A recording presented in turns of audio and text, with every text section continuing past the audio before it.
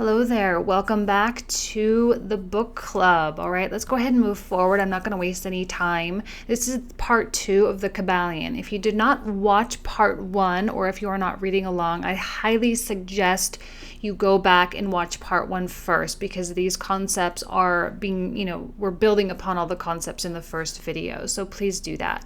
But this is the Kybalion by the 3 initiates. And we covered up through the principle of mentalism in the first section. We have several more. Okay, the next one is the principle of correspondence, and here we talk about the planes of correspondence. And this is the principle that brings about the ever so famous as above, so below, as below, so above idea. Okay, now there are essentially 3 great planes. Okay, the same laws and principles apply to everything, as each manifests on its own plane. Okay, so let's go ahead and identify these planes, the 3 great planes. We have the great physical plane, the great mental plane, and the great spiritual plane. These divisions are somewhat arbitrary, but they are constantly ascending degrees of the great scale of life. Okay, and the lowest point we refer to as undifferentiated matter, and the highest point is spirit. Okay, so this represents the 2 opposite ends of the spectrum for this pole, and we'll talk about polarity next. Now, there are no real divisional points in between these planes. So there's no hard and fast line. It's kind of, they just sort of shade into each other. So let's define a plane. So here's a question they pose in the book. Is a plane a place having dimensions, or is it merely a condition or state? Now, no, it's not a place nor ordinary dimension of space, and yet it is more than a state or condition. It may be considered as a state or condition, and yet the state or condition is a degree of dimension in a scale subject to measurement. Okay, so yes, it is confusing. It's probably a definition that you will have to meditate on, and you have to really think about that for a while or for a minute before it kind of really sinks in. It sort of encapsulates both, okay? A dimension is a measurement, and in our 3D world, it manifests as length, width, and depth. Now, the upcoming dimension of things is this much anticipated 4th dimension that we are hearing so much about lately. This is the dimension of vibration. From the highest manifestation to the lowest, everything vibrates. Both occultists and scientists agree on this idea. The vibrations differ in a rate of motion, direction, and in manner. Okay, they differ in rate of motion, direction, and manner. The degree of rate constitutes the degrees of measurement on the scale of vibration. These are what we call planes. The higher the degree of rate of vibration, the higher the plane, and the higher the manifestation of life occupying that plane. This possesses qualities common to place and state or condition. Okay, and we will talk a little bit more about that when we talk about vibration. Okay, so again, something to digest. It's a point to remember that planes are not actual divisions. They're arbitrary terms used to aid in the thought and study of the concepts, plain and simple.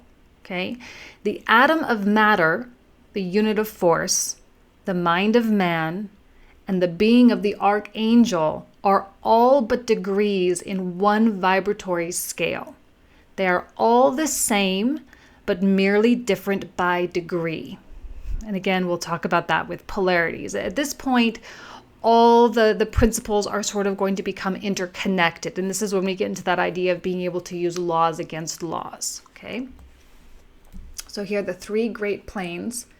Let's talk about the great physical plane. It is subdivided into 7 main subplanes. Plane of matter A, B, and C, and then we move into the plane of ethereal substance, and then the plane of energy A, B, and C.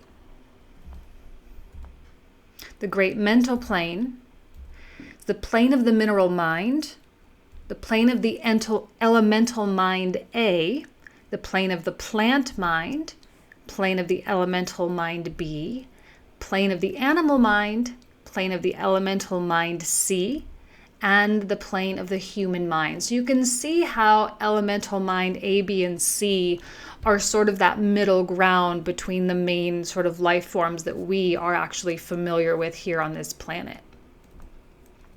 And then we have the great spiritual plane, which, this is not something they go into in the book, because I don't think that I don't know whether there are no words that we can use to comprehend what the spiritual plane is or what it is like, but is out of our reach of conception.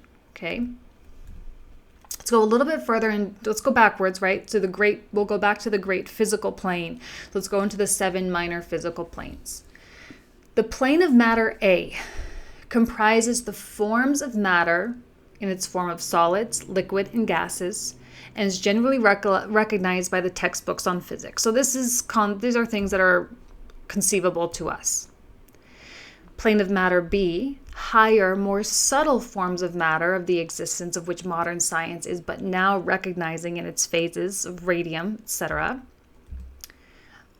Plane of matter C, forms of the most subtle and tenuous matter, but the existence of which is not suspected by ordinary scientists. So you'll see throughout the course of this study that they do make a point to say whether or not they are on board with modern science, all right? And they recognize the lag of modern science against them, so to speak, the lag of modern science against their knowledge. The plane of ethereal substance, a substance of extreme tenuity and elasticity pervading all universal space and acting as a medium for the transmission of waves of energy such as light, heat, and electricity. This forms a connecting link between matter and energy. And I think that this is the substance, right? The ether is a substance that we very much are aware of as a human being, right? We're very much aware of this sort of interconnectedness.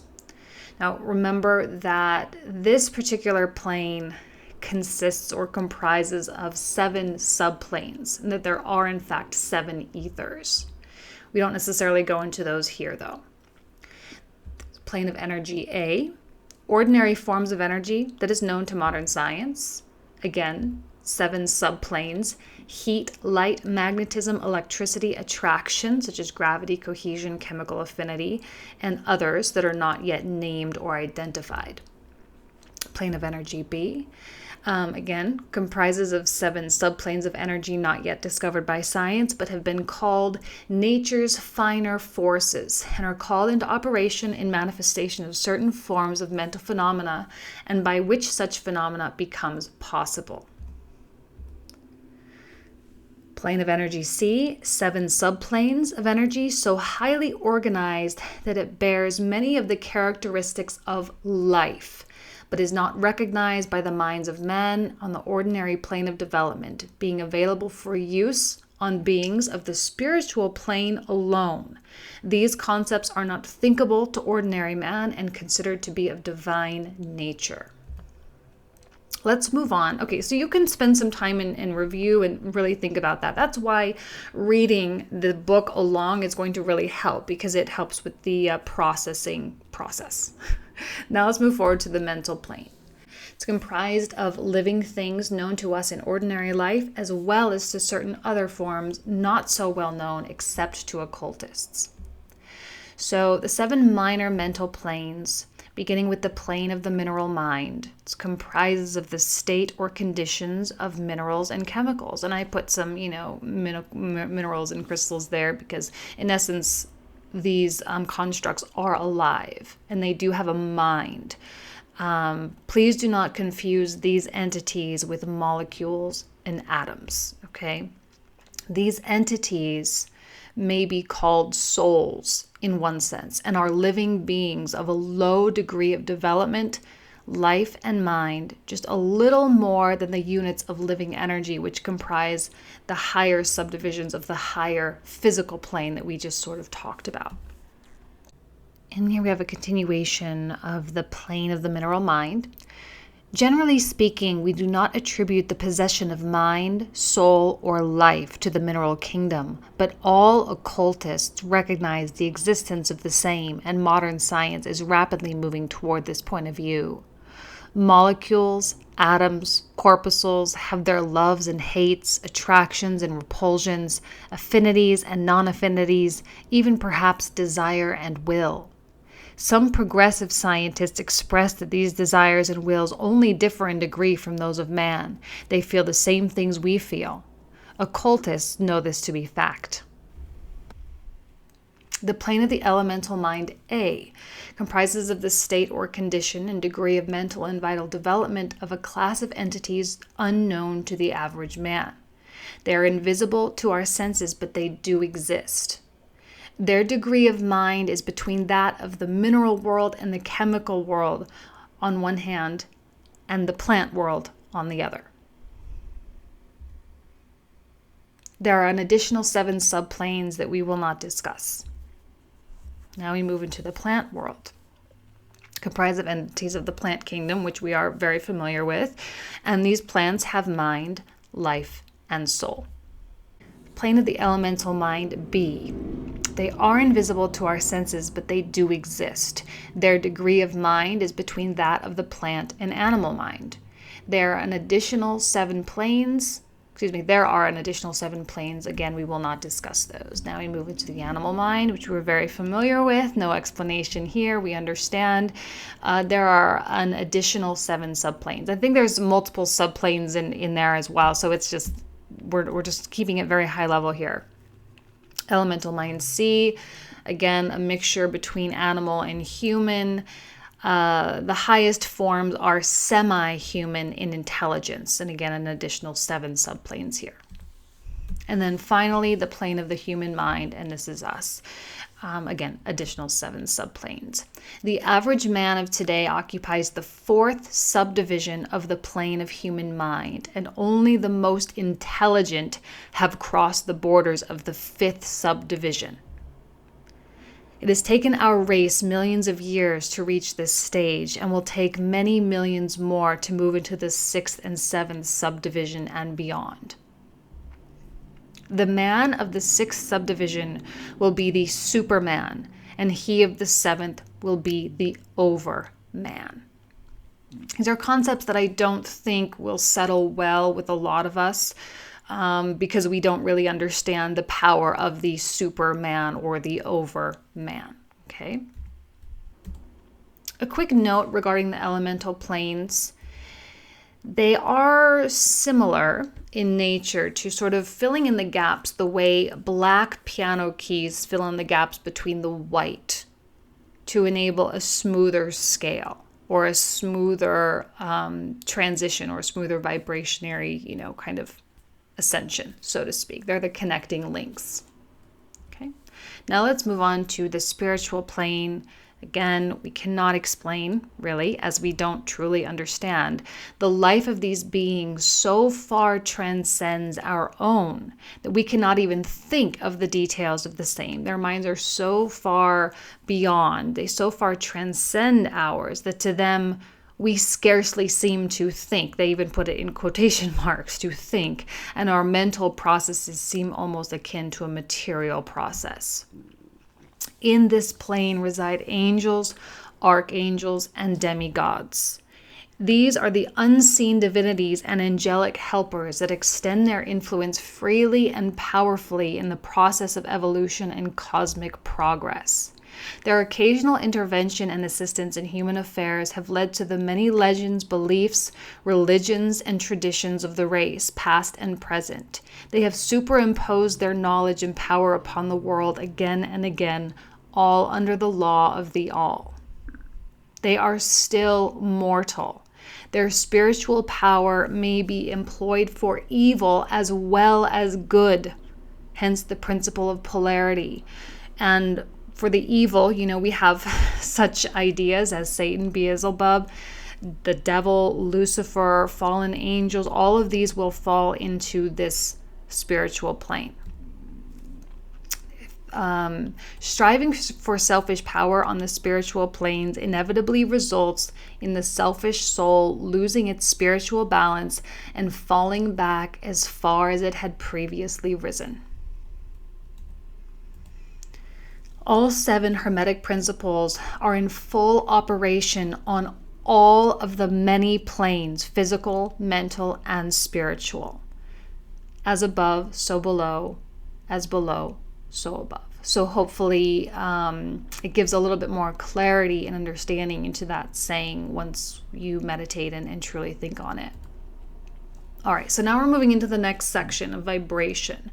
This one is simple in nature, okay, but again, it's a big topic and it is something to meditate on. Everything is always something to meditate on, so I'm going to stop saying that.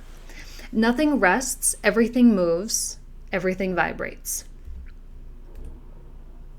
Motion manifests in everything.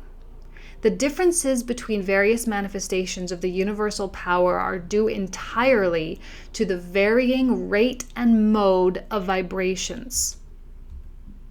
The phenomena of mind are also modes of vibration or motion. Now you have to remember that this book was written or published in 1908. Okay, so this is long before any kind of modern understanding of these ideas. So this is somewhat revolutionary for its time, okay? Science doesn't attempt to explain concepts such as cohesion, chemical affinity, or gravitation because they are not yet understood. Even to this day, these are some of the most misunderstood or mystical topics in science. However, Hermetists have held and taught for ages that these phenomena are manifestation of some form of vibrational energy or vibratory energy. The universal energy, or the ethereal substance that we talked about before, is a higher manifestation of what is erroneously called matter and serves as a medium of transmission of waves of vibratory energy such as heat, light, electricity, magnetism, etc. It is the connecting link between the forms of vibratory energy of matter, quote unquote, and also energy or force, but vibrates at a rate and mode all of its own. Okay, so we're given a visual in the book, and I didn't want to type it all out, so I just put a GIF of the moon spinning around. If it makes you sick, I'll try to say it quickly. Imagine an object moving rapidly, okay, or in a rapidly moving wheel or whatever, and it keeps spinning faster and faster and faster. Eventually, as that speed is increased, we're going to hear this very, very deep growl, okay, a very low note. As it continues to speed faster and faster and faster, that note is going to hit the next level and the next note and the next one is going to get so high eventually that the final note that is perceptible to human ears will be reached, and then it will disappear and we'll no longer hear. No sound will be heard. And then we're going to start feeling a sensation of heat, and that temperature will continue to rise and rise and rise. And then eventually we'll see this dull, dark, reddish color coming from the object. And then as it continues to move faster and faster, it will then change color from red to orange to yellow, green, blue, and indigo, and then finally into violet. And then eventually all color will disappear as well, because the human eye won't be able to register the rays. And then eventually it will start hitting electricity, and magnetism will be emitted from this object. And then eventually, once it hits a certain rate of vibration, its molecules will disintegrate and resolve themselves into the original elements or atoms. And then eventually, those particles or corpuscles eventually will disappear. And the object will be said to be composed of the ethereal substance. Now, Hermetists teach that if the vibrations be continually increased, the object would mount up the successive states of manifestation and would in turn manifest the various mental stages, and then on spiritward until it would finally re-enter the all, which is absolute spirit. Okay, so that's kind of the idea and the concept. So when we are meditating and when we talk about raising our vibrations, let me turn that off. Sorry, I didn't try to make you guys sick. But when we're talking about raising our vibrations, That's what we mean, right? To increase our level of vibratory energy. Once an object reaches such high vibrations, it will eventually re-enter the all, which is absolute spirit. And in part 1, I do talk about that these entities or these beings that are like 1 or 2 degrees separate from the all are referred to as the archangels, okay? Like the highest life forms of our universe or universes. Remember, the stages at which the object throws off vibrations of light and heat, etc., is not actually resolved into these forms of energy, but simply that it reaches a degree of vibration in which those forms of energy are liberated from the confining influences of its molecules, atoms, and corpuscles. These forms of energy are imprisoned and confined in the material combinations and become entangled and confined in their creations of material forms. Every thought, emotion, or mental state has its corresponding rate and mode of vibration. We have the power to produce on the mental plane that which science produces on the physical plane, vibrations at will. This is the science coined mental transmutation, alchemy, okay? That's what this is. Masters and adepts who are apparently able to set aside the laws of nature are actually using one law against another, one principle against another. They accomplish their results by changing the vibrations of material objects or forms of energy, and thus perform what are commonly called miracles. And if you remember in the first section as well, I do talk about how matter, energy, and force are all subordinate to the power of the mind, okay? He who understands the principles of vibration has grasped the scepter of power. Let's move on to polarity. Everything is dual. Everything has poles. Everything has its pair of opposites. Like and unlike are the same. Opposites are identical in nature but different in degree. Extremes meet. All truths are but half-truths. All paradoxes may be reconciled. Okay, so let's talk a little bit about polarity. Now, we use in everyday language, especially here in the United States, there are 2 sides to every story. It's a very, very common expression, and it is sort of like the subconscious acceptance of this principle. We know that it's going on. We know that there's truth there. This principle teaches that the pairs of opposites may be reconciled, and that this reconciliation may occur only when this principle is recognized and understood. Okay, so the recognition must come first. Spirit and matter are the same thing, but vary in degree of vibration. The all and the many are the same, the difference being a matter of degree of the mental manifestation. The infinite mind and the finite mind, again, same thing, varying in degree. There is no absolute standard. All is a matter of degree. Oops, okay. Well, we'll move on. So let's take an example to think about love. And I put versus hate, but I think actually I shouldn't have used versus. Love and hate. Let's say that. There is no such thing as absolute love or absolute hate. Beginning at any point along the scale, we find either more love and less hate as we ascend the scale, and as we descend, we find less love and more hate. And this is true from no matter what point we start.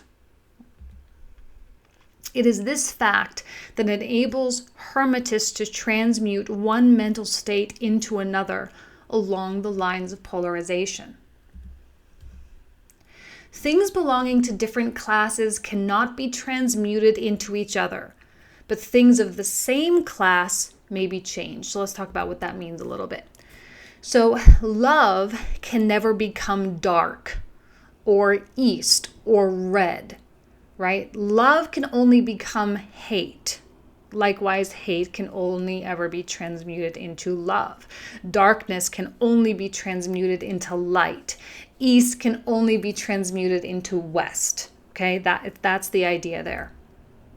Again, dull can only become either more dull or more sharp. Hot can only become more hot or more cold. Okay, that's again another example. Okay, here we have a vastly important differentiation. So the change is not in the nature of a transmutation of one thing into another thing entirely different. It's merely a change in degree of the same things. I know I kind of hashed that out like 6 or 7 times during this one slide, but it's so important to understand that because I think that's something that we do very much struggle with. We as a human species have not been taught this principle. So often we do try to create love and turn it into something else, or that type of thing.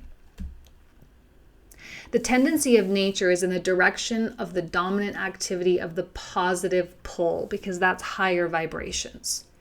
Mental influence in its manifold phases shows us that the principle may be extended so as to embrace the phenomena of the influence of one mind over that of another. When it is understood that mental induction is possible, that is when mental states may be produced by induction from others, then we can readily see how a certain rate of vibration or polarization of a certain mental state may be communicated to another person, and his polarity in that class of mental states is thus changed. You might want to reread that or go back, because that's something to really let sink in as well. A knowledge of the existence of this principle will enable the student to better understand his own mental states and those of other people. This can be a very positive thing or a very destructive thing. Unfortunately, we are, as a human species, experiencing the more destructive side of this, okay? Where there is so much negativity out there, that we are all feeding off that negativity, and our vibrations as a collective are being lowered. It is the goal to be able to change our vibrations according to our will, or to change mental poles, and thus be master of our mental states instead of being their servant and slave. Okay, well, that's it for polarity. It will come into play later on, as these are also interconnected. So now we move on to rhythm.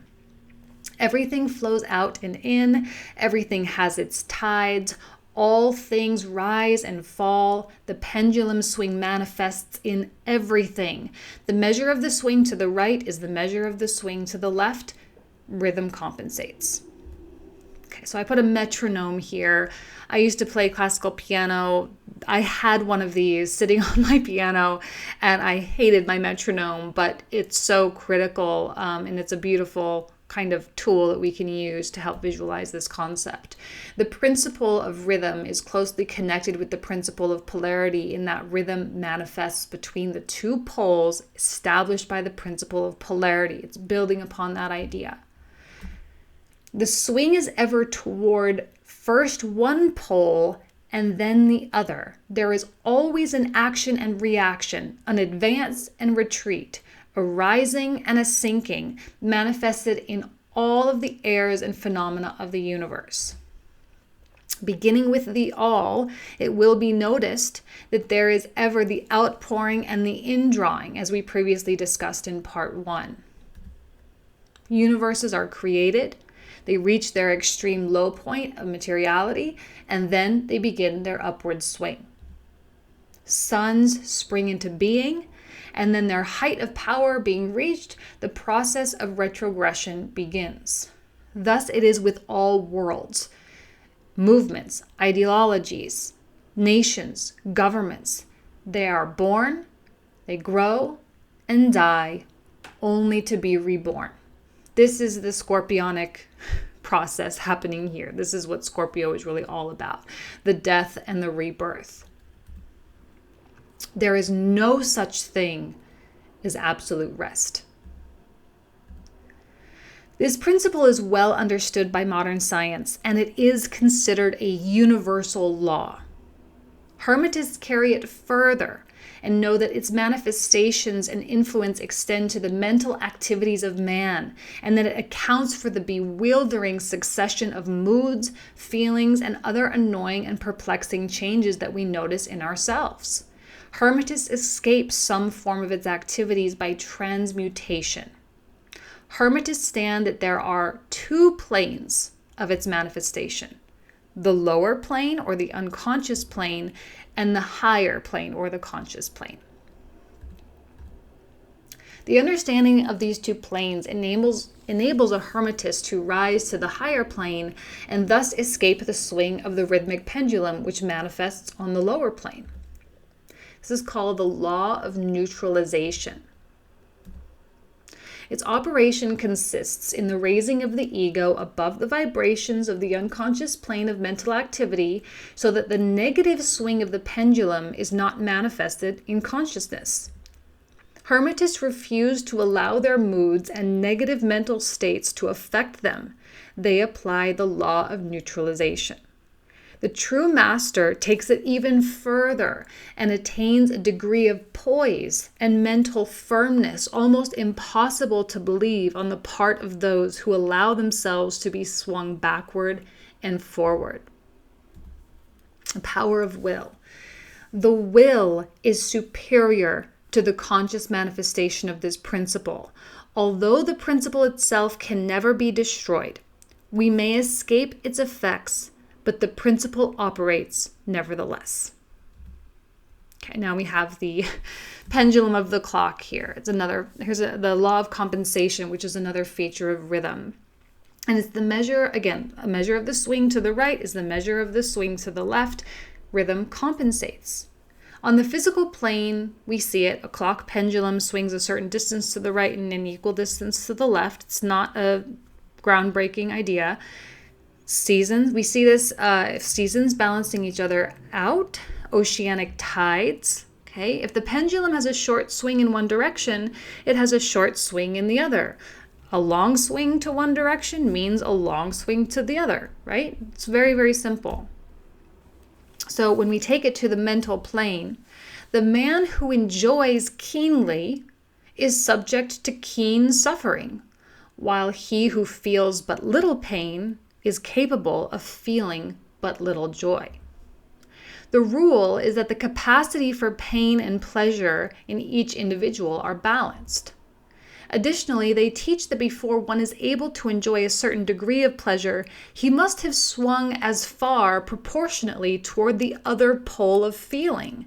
They hold, however, that the negative is precedent to the positive in this matter, so the negative comes first. In experiencing a certain degree of pleasure, it does not follow that he will have to pay up for it with a corresponding degree of pain. On the contrary, the pleasure is the rhythmic swing for a degree of pain previously experienced, either in the present life or in a previous incarnation. So this will throw a new light on the problem of pain. Hermetists view the chain of lives as continuous and as forming a part of one life of the individual, so that in consequence the rhythmic swing is understood in this way, while it would be without meaning unless the truth of reincarnation is admitted. So here they are talking about reincarnation, and our single life, this present life, is merely a single domino, right? A single domino in the chain of dominoes. And so if you are experiencing a great deal of pain, maybe perhaps in a previous life, you did not polarize yourself on the positive part of this scale, on this positive upswing, and therefore you're getting swung backwards. So the lesson is to learn how to polarize oneself to get off the pendulum, and this is all done through the mind, okay? To get off the pendulum in a state of happiness or in a state of serenity and peace, so that when that pendulum does swing backwards, you are not on the backswing. A master or advanced student is able to escape the swing toward pain by the process of neutralization. By rising on to the higher plane of the ego, much of the experience that comes to those dwelling on the lower plane is avoided and escaped. Notice, one generally, quote unquote, pays the price of anything he possesses or lacks. So here's a little example that they gave in the book. The millionaire may have the inclination toward feasting. He has a very healthy appetite and the wealth to have everything. But because of this, he lacks the appetite to enjoy his everything. The millionaire may envy the laborer who lacks the wealth, but gets more pleasure from his plain food than the millionaire could obtain even if his appetite were not jaded, for the wants, habits, and inclinations differ. So if you think about that a little bit, you can kind of see how compensation works. Causation. Let's move on to the next principle. Every cause has its effect. Every effect has its cause. Everything happens according to the law. Chance is but a name for law not recognized. There are many planes of causation, but nothing escapes the law. Nothing happens by chance. Chance is merely a term indicating a cause of which we are unaware. How could there be something acting in the phenomenal universe independent of the law's order and continuity of the latter? Such a something would be entirely independent of the orderly trend of the universe and therefore superior to it. We can imagine nothing outside of the all being outside of the law, and that's only because the all is the law itself. There is no room in the universe for something outside or an independent of law. If it did exist, it would render all natural laws ineffective. So here we have the cause and effect. Now, let's see. I was just wanting to interject just personally. One of the problems with cause and effect, especially on the mental realm or in the mental realm, is because the effects are not always immediate. We do not always connect the dots, because this guy pushes the dominoes down, and it takes a while for this to circle back before he gets totally crushed by his initial cause, right? There is always a cause and a because to every event. Nothing ever happens without a cause, or rather a chain of causes. Okay, so we need to address some common confusion. No thing ever causes or creates another thing. Cause and effect deals merely with events. An event is that which comes, arrives, or happens as a result or consequent of some preceding event.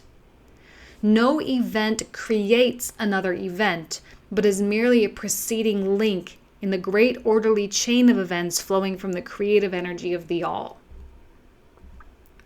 Every thought we think, every act we perform has direct and indirect results which fit into the great chain of cause and effect.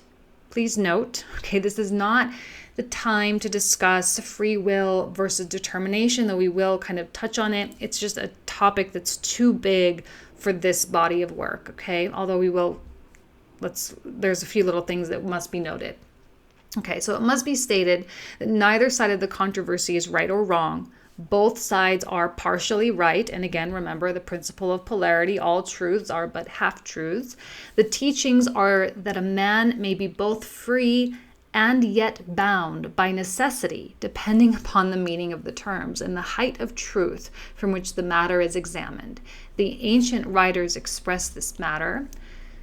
The further the creation is from the center, the more bound it is.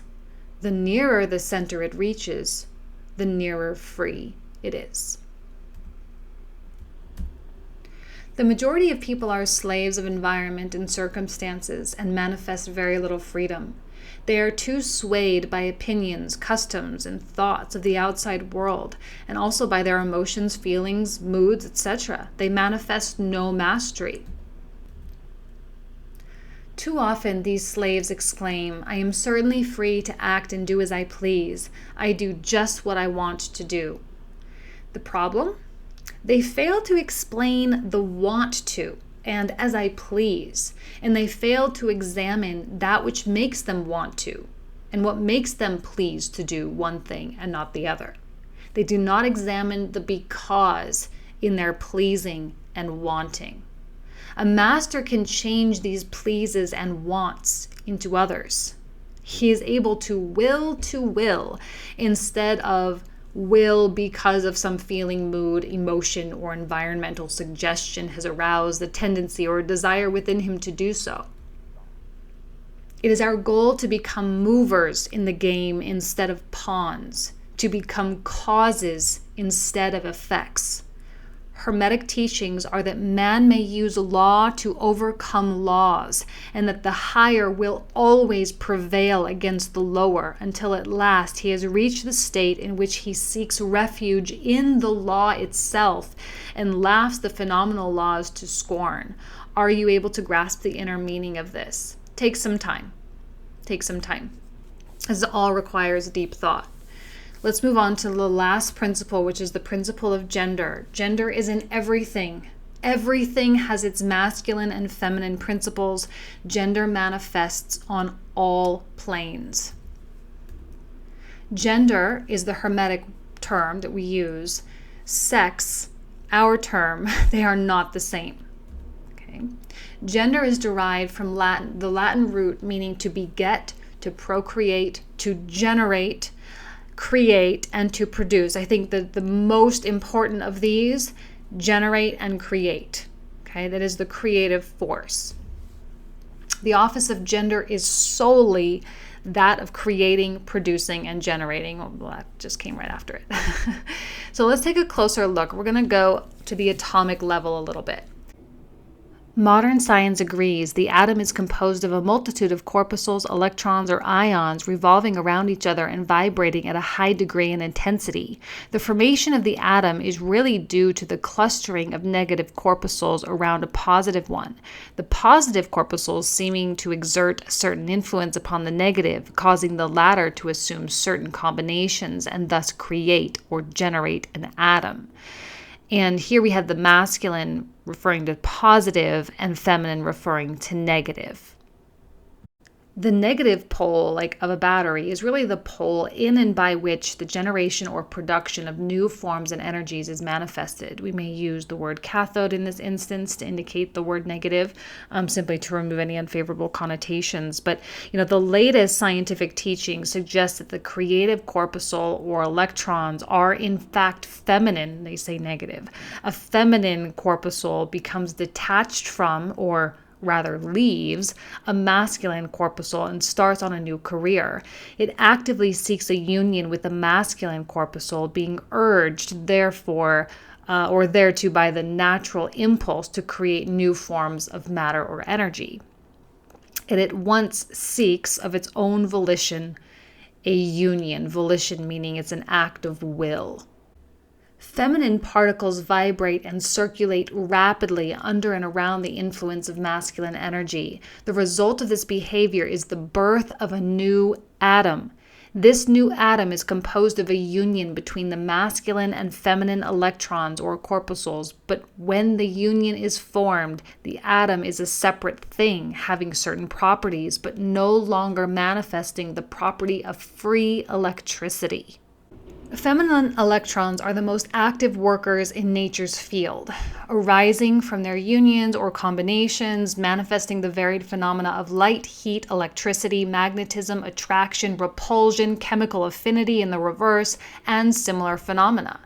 The part of the masculine principle seems to be that of directing a certain inherent energy toward the feminine principle, and thus starting into activity the creative process. But the feminine principle is the one always doing the active creative work, and this is so on all planes. There is always masculine and feminine present in all forms. Talk a little bit about gravity. Can you not see that gravity, that strange attraction by reason of which all particles and bodies of matter in the universe tend toward each other, is but another manifestation of the principle of gender, which operates in the direction of attracting the masculine to the feminine energies and vice versa? So now we move into kind of a portion, a large portion of this concept of gender, and it's the mental gender, the two minds, which we are familiar with this concept. We are of two minds. These two minds have been defined as the objective and subjective, conscious and subconscious, voluntary and involuntary, active, passive. This is our duality. It is a mental manifestation of the law of gender. Okay, so here's a little exercise that they put forth in the book. Hermetic teachings do not necessarily agree with a lot of the modern theories regarding the nature of the two phases of mind. But let's think about it this way. So turn your attention inward upon the self dwelling within. This self is your I am, right? Aries, I am that I am. But upon initial examination, there seems to be only an I existing. But upon closer examination, there exists both an I and a me. And again, some meditation to fully understand. The me, which is usually mistaken for the I by a new student, is composed up of certain feelings, tastes, dislikes, likes, habits, characteristics, etc., all of which make up your personality or the self. These emotions and feelings change over time and are subject to the principle of rhythm and the principle of polarity, which take you from one extreme to the other. Me is also a certain knowledge gathered together in your mind and is forming a part of yourself. This is the place where we live. Now, too many people stick closely to the consciousness of their bodies being their me. They cannot conceive of a self independent from their body. Their mind is something belonging to their body. As a man rises in the scale of consciousness, he is able to disentangle this me from his idea of body and is able to think of his body as belonging to the mental part of him. Eventually, a student is able to set aside these various mental states, emotions, feelings, habits, qualities, characteristics, and other personal mental belongings. He's able to set them aside in the not me collection. After he has done this laying aside process, the student will find himself in conscious possession of a self, which may be considered in its I and me dual aspects. The me is something mental in which the thoughts, ideas, emotions, feelings, and other mental states may be produced. It is the mental womb. The me reports to the consciousness with latent power of creation and generation of mental progeny of all sorts and kinds. Creative powers are enormous, but yet it must receive some form of energy from the I, either from ourselves or, and this is the dangerous thing, from some other source. The I is the will that enables the me to act along certain creative lines, and which is also able to stand aside and witness the mental creation. The ability to project an energy from the I to the me is a process of willing that the mental creation may begin and proceed. The I is the masculine, the aspect of being. The me is feminine, the aspect of becoming. The tendency of the feminine principle is always in the direction of receiving impressions. The feminine principle has a more varied field of operation than the masculine principle and conducts the work of generating new thoughts, concepts, ideas, including the work of the imagination. The tendency of the masculine is always in the direction of giving out or expressing. The masculine principle is responsible for the work of the will. But we must have both. We cannot have one without the other. Vibratory energy of the masculine principle, a person's will, can be projected toward the feminine principle of another person, and the latter takes the seed thought and allows it to develop into maturity. We could discuss the power of suggestion and hypnosis and things here, but it's not quite appropriate for this time. However, it does fall under this umbrella. An idea lodged in the mind of another person grows and develops, and in time is regarded as the rightful mental offspring of the individual, whereas it is in reality like the cuckoo egg placed in the sparrow's nest, where it destroys the rightful offspring and makes itself at home. Unfortunately, the masculine is too lazy in the average person. The display of willpower is too slight, and the consequence is that such persons are ruled almost entirely by the minds and wills of other persons, whom they allow to do their thinking and willing for them. Are not the majority of persons mere shadows and echoes of others having stronger wills or minds than themselves? The trouble is that the average person dwells almost altogether in his me consciousness and does not realize that he has such a thing as an I. He is polarized in his feminine, and the masculine, in which is lodged the will, is allowed to remain inactive and not employed. This is why the masses are sheep-like creatures, never originating an idea of their own, nor using their own powers of mental activity. In this principle lies the secret of personal magnetism, personal influence, fascination, as well as the phenomena generally grouped under the name hypnotism, like I mentioned before. A correct understanding of suggestion is necessary in order to intelligently comprehend the varied physical phenomena which suggestion underlies, but still more is a knowledge of vibration and mental gender necessary for the student of suggestion. Okay, those are still vibration and mental gender, more important. The purpose of this work is to give the student a master key whereby he may unlock many doors leading to the parts of the temple of knowledge which he may wish to explore. Okay, that was a heavy one. I would say that the mental gender is one of the, they're all equally important, but this is the one that needs the most work, I think, to really wrap your mind around what this whole concept means and to begin to see it within yourself and within others as well, and answers a lot of questions regarding why our society, why our global community is the way it is today. Okay, now there's so many things we could talk about this, but there's no time for that, and that's not the nature of this presentation. So let's finish it out.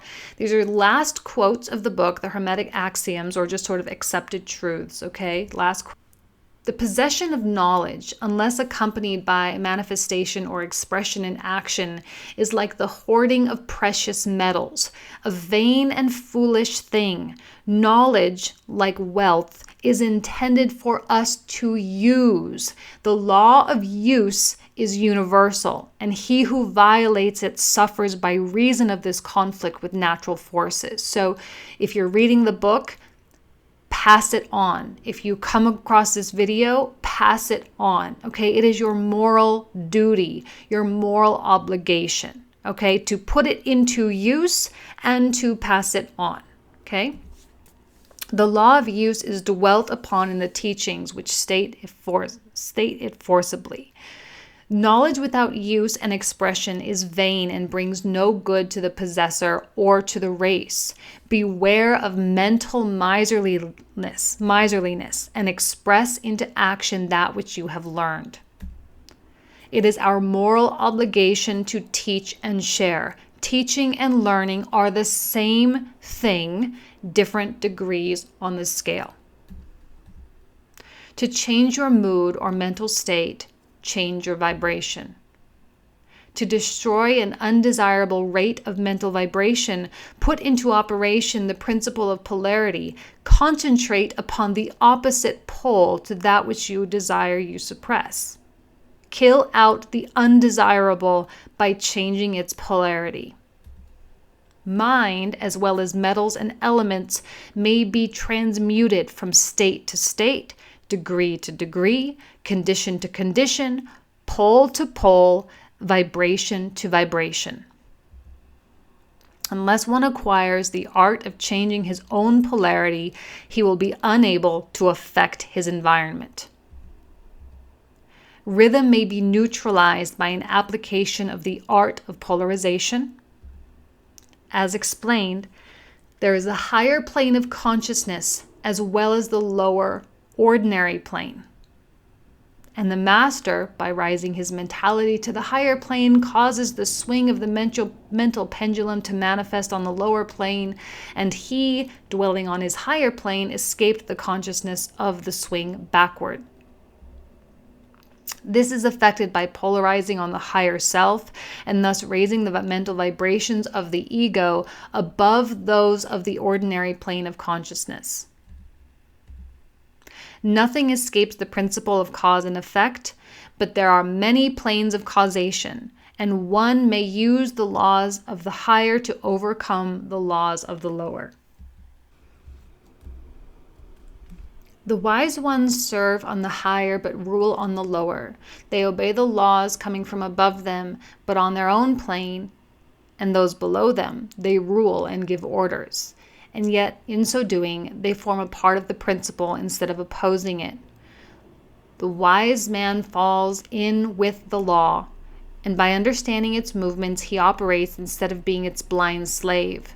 Just as the skilled swimmer turns this way and that way, going and coming as he will, instead of being as the log which is carried here and there, so is the wise man as compared to the ordinary man. And yet, both swimmer and log, wise man and fool, are subject to the law. He who understands this is well on the road to mastery. If the universe is mental, then mind must be on the higher power affecting its phenomena. If this be understood, then all the so-called miracles and wonder workings are seen plainly for what they are. The all is mind, the universe is mental.